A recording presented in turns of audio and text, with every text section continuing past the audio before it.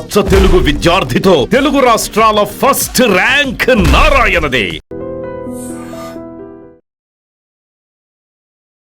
నమస్కారం, welcome to iDream. నేను విజిత. ప్రస్తుతం మనతో పాటు ఉన్నారు ప్రముఖ జ్యోతిష్య వాస్తు పండితులు, భారతీ శంకరాపీఠం వ్యవస్థాపకులు, వేదస్మార్త జ్యోతిష్య ఆగమ ధర్మశాస్త్ర ప్రతిష్టాంత పండితావర్యులు, బ్రహ్మశ్రీ అన్నవరపు తిరుపతి మూర్తి అవధాని గురుగారు మనతో పాటు ఉన్నారు. ఇప్పుడు గురుగారితో మాట్లాడదాం. నమస్కారం గురుగారు. ఓం శ్రీ మహాగణాధిపతయే నమః. గురుగారు, చాలా మంది పూనకాలు వచ్చినట్టుగా, అమ్మవారు వాళ్ళ పైకి వచ్చినట్టుగా బిహేవ్ చేస్తుంటారు. అది నిజంగా నిజమైన గురుగారు? మనమున్న ఈ కలియుగంలో అమ్మవారి దర్శనం అనేది సాధ్యపడదే అంటారా? తప్పకుండా. ఓం మూలాధారే మహిమ్ని హుతవహ నయనీ మూలమంత్రీ త్రినేత్రీ హారాకేయూరవల్లీ అఖిల సుఖకరీ అంబికాయా శివాయా వేదే వేదాంతరూపీ వికటకటితటీ వీరతంత్రీ భవానీ సౌరీ సంసారయోని సకల గుణమయీ తేద్యశ్రీ ఐ నమస్తే. ఓం శ్రీమాత్రే నమః.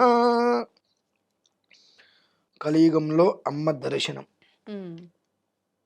మీరు చేసుకుంటారా? అలా అయిపోతుందా గురువు? మీరు చేసుకోగలరా? మీరు సిద్ధమంటే చెప్పండి, మీకు అమ్మవారిని నేను చూపిస్తా. ఓకే. ఎందువల్లంటే అమ్మా, చాలా తేలికైన పదార్థం అది. మనం అనుకుంటాం కష్టమైంది అని చెప్పి. ఓకే. మన సంపూర్ణ జీవితంలో ఒక 42 రోజుల్ని మనం పక్కన పెడితే అమ్మవారు వచ్చి మనతోటి మాట్లాడుతుందమ్మా. మాట్లాడటం. ఓకే. ఈ పూనకాలు రావడం కానీ ఇవన్నీ కూడా తన్మయత్వం. అంటే ఎప్పుడు అమ్మవారిని ఆరాధించి మనస్సులో, అంటే బాహ్యకృతం అంతర్గతం. అంతర్గతంగా అమ్మవారి లోపల లీనమైనటువంటి వాళ్ళకి ఇవన్నీ నెత్తిమీద పెట్టుకొని వెళ్తున్నప్పుడు తెలియకుండా అమ్మవారి యొక్క రూప తన్మయత్వంలో చేస్తుంది. ఆ వచ్చేసినప్పుడు వారి శరీరం అదుపు తప్పేస్తుంది. అందుకని ఇష్టం వచ్చినట్టుగా వాళ్ళు కొంతమంది నోట్లో నిమ్మకాయలు పిండేసినప్పటికీ కూడా వాళ్ళకి ఏమనిపించదు. ఆ తత్వ విధానం అదంతా. అదొక విధానం. అయితే మరి ఒక విధానము అమ్మవారిని ప్రత్యక్షంగా మనం దర్శనం చేసుకోవటం. అది సాధ్యమా అంటే చాలా సాధ్యపడుతుంది. ఒక 42 రోజులు మనం మన జీవితాన్ని వదిలేయాలి. ఇది మనది కాదు అనేటువంటి విషయాన్ని తీసుకొని ఎక్కడో అడవిలోకి ఎక్కడికి వెళ్ళకండి, మన ఇంట్లోనే మనం కూర్చొని చేసుకోవచ్చు. ఏం చేసినా ఎక్కడో అడవిలోకి వెళ్ళండి, మన ఇంట్లోనే కూర్చొని అమ్మవారికి సంబంధించినటువంటి కొన్ని మూల మంత్రాలు, వాటిల్ని మనస్సులోకి ఎలాంటి ఆలోచన రాకుండా మనం చేయగలగాలి. చేసినప్పుడు ఇందాక మీతో ఒక మాట అన్నా, ఇంత చిన్నపిల్లలాగా పరికిణలంగా వేసుకొని ఇల్లంతా తిరిగితే బాగుంటుందని చెప్పి. ఆ రకంగా ఒక 2-3 సంవత్సరాల పిల్లలు ఇంట్లో పట్టులంగా పరికిణి వేసుకొని గలగలగల తిరుగుతుంటే ఎంత సవ్వడిగా ఉంటుందో, ఆ రకంగా అమ్మవారు మన ముందుకు వచ్చి మనం అడిగేటువంటి ప్రశ్నలకి సమాధానం చెప్తుందండి. ఆ రూపం చూడంగానే మనకు ఇంతవరకు ఈ రూపాన్ని మనం ఎక్కడ చూడలేదు ఎవరు అనేటువంటి ఒక తెలియని ఒక ఆసక్తి మనకు కలుగుతుందండి.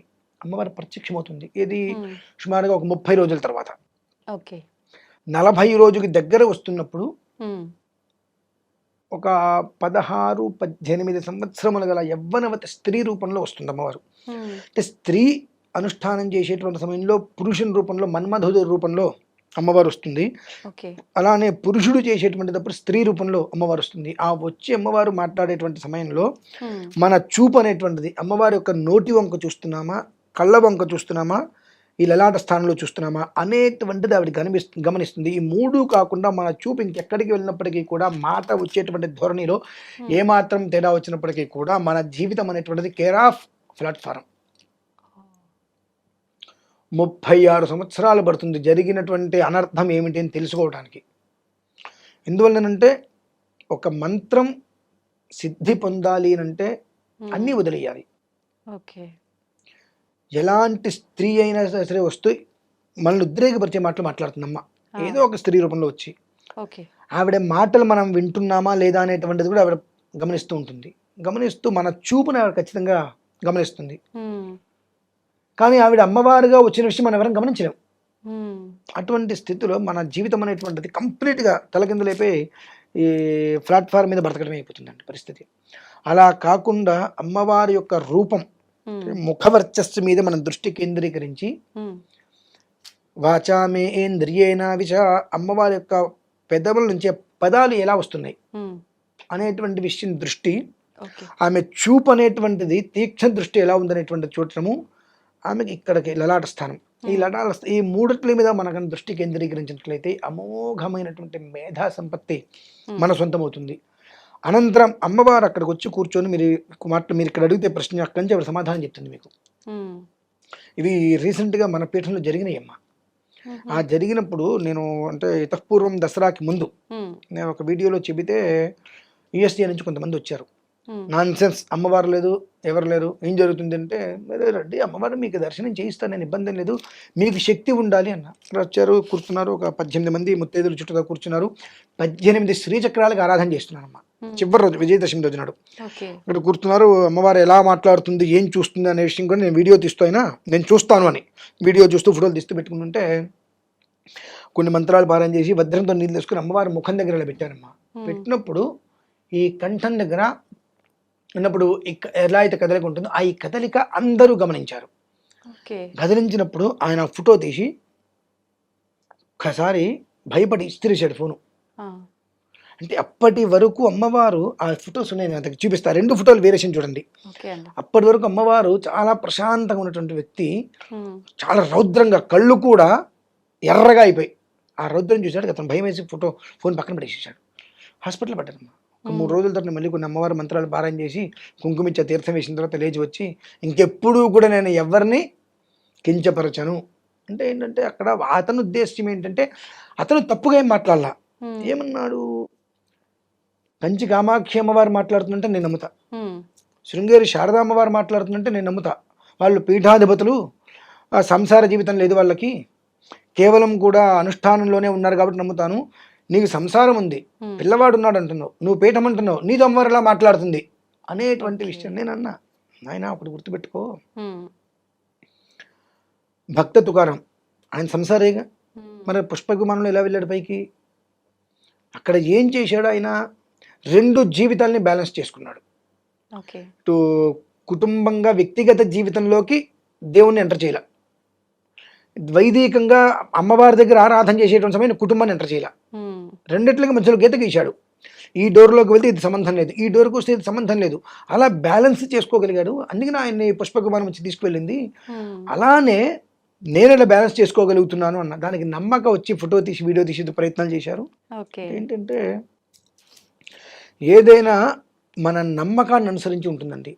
చాలా మందికి నేను ఛాలెంజ్గా కూడా చెప్పా, 42 రోజులు మీరు కనుక వచ్చి కూర్చుంటే అమ్మవారు మీరు అడిగేటువంటి ప్రతి ప్రశ్నకి సమాధానం చెబుతుంది. మీరు వచ్చి 42 రోజులు కూర్చోగలరా? నేను నిరూపించగలను. ఇంకొక చిన్న మాట కూడా చెప్తా. నేను అగ్నిహోత్రంలోకి దిగి హోమం చేస్తూ ఉంటా. నిజంగా ఆ శక్తే కనుక అమ్మవారు ఈశ్వరుడు ఇవ్వకపోతే దిగి చేస్తానా? దీని మీద కూడా చాలా మంది చాలా రకాలుగా మాట్లాడారు. అది సెకండరీ, ఇంకొక దాంట్లో మనం చెప్పుకోవచ్చు.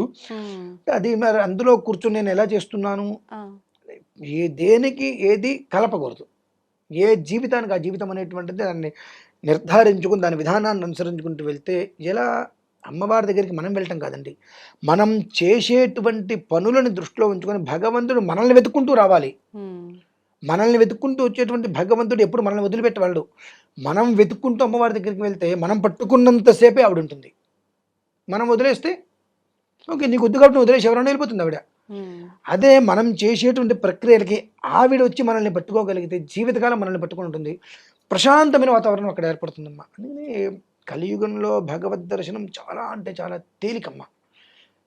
ఎందువల్లంటే అదేంటండి ఎంత తేలిక ఏంటంటే 100 సంవత్సరాల జీవితం, పోని 60 సంవత్సరాలు, 60 సంవత్సరాల జీవితంలో 42 రోజులు ఏపాటి? ఈ 42 రోజులు మనం ఎప్పుడైనా కూర్చోవచ్చుగా. ఇప్పుడు మనం 8 సంవత్సరాలు ఉద్యోగం చేసిన తర్వాత గవర్నమెంట్లో కొంతకాలం సెలవిస్తారు మనకు.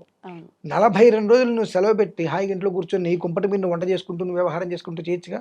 అది మనకంటే భగవంతుడి యొక్క సాక్షాత్కారం మనకు దొరుకుతుంది అని అంటే ఆ మైండ్ అటు వెళ్ళనివ్వదు, ఆటోమేటిక్గా మార్చేస్తుంది మొత్తం. శనివారం వచ్చిందా పబ్బుకి వెళ్దాం, ఆదివారం వచ్చిందా పార్కుకి వెళ్దాం. ఇవే మినహాయిస్తే ఈ 2 రోజులు ప్రశాంతంగా మనం కూర్చొని భగవద్ ధ్యానం చేసుకుందాం అనేటువంటి థాట్ రావట్లే. ఎందుకు రావట్లేదు అని అంటే, ఎటు చూసినప్పటికీ కూడా రంగుల ప్రపంచం, ఆ రంగుల ప్రపంచం అనేటువంటిది ఆకర్షిస్తూ ఉంటుంది. అదేదో అందంగా ఉంది, బాగుంది అని ఆకర్షితులు అవుతారు. కానీ అది దెబ్బ తిన్న తర్వాత ఇది కాదు అని అప్పటికి జీవితం అయిపోతుందమ్మా.